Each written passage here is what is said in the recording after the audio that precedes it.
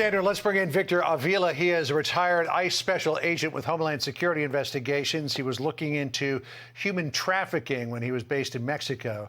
Stories like this, we should point out, are personal for him after he survived an ambush by cartel members 10 years ago. His partner, Jaime Zapata, did not. He continues to seek justice for his partner's murder. Victor, good of you to be with us. We just want to put up the picture again because this gives you the heinous nature of this crime. No, I'm sorry, not the one of Jaime Zapata, the one of Elisa Perez, 16 years old, and her 10-month-old son, Nicholas Perez.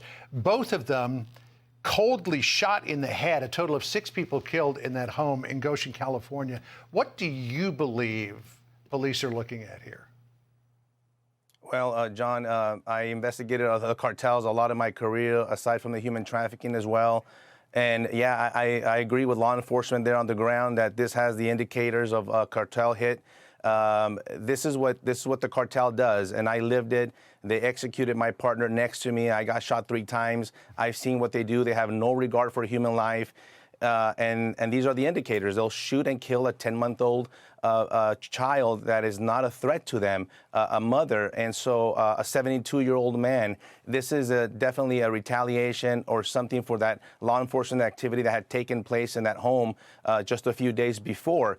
But the indicator here and what we need to pay attention is that we've been saying, and I've been saying it for a long time, the cartels are present in our country. Yeah. And I go around the country speaking with the America Project, and the local law enforcement people tell us, and they tell me, Victor, we are starting to see these crimes, and a lot of these crimes in Chicago, in Minneapolis, in St. Louis are connected to the cartel, to the open borders that we're seeing right now.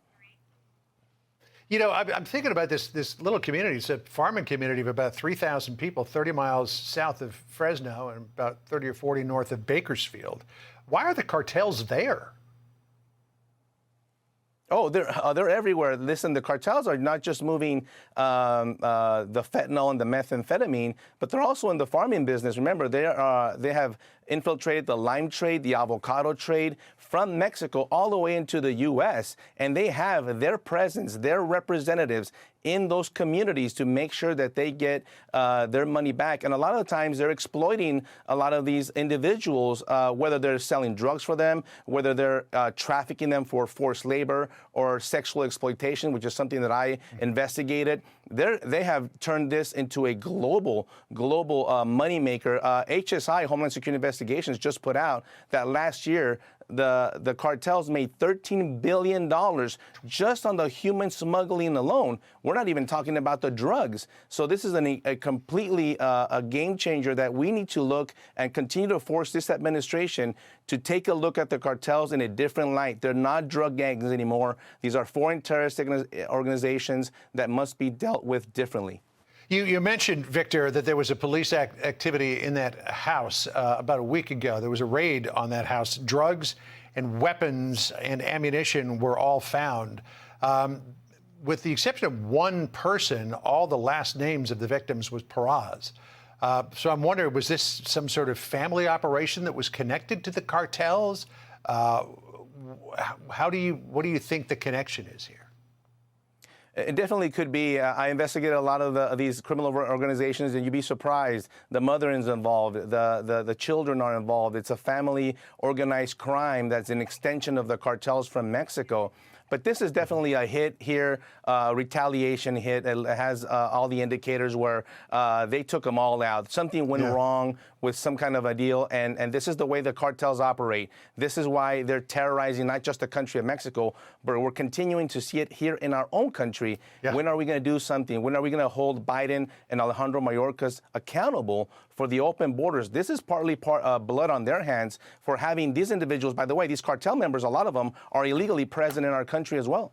Hey, just before we go, and we're just about out of time here, Victor, I just wanted to ask you about your continued pursuit of justice for your former partner, Jaime Zapata. 5 people went to jail in the United States. They were extradited from Mexico for his murder, but the U.S. Court of Appeals in the District of Columbia let them go because the murder was not committed here on U.S. soil. What are you doing to try to get justice for your partner?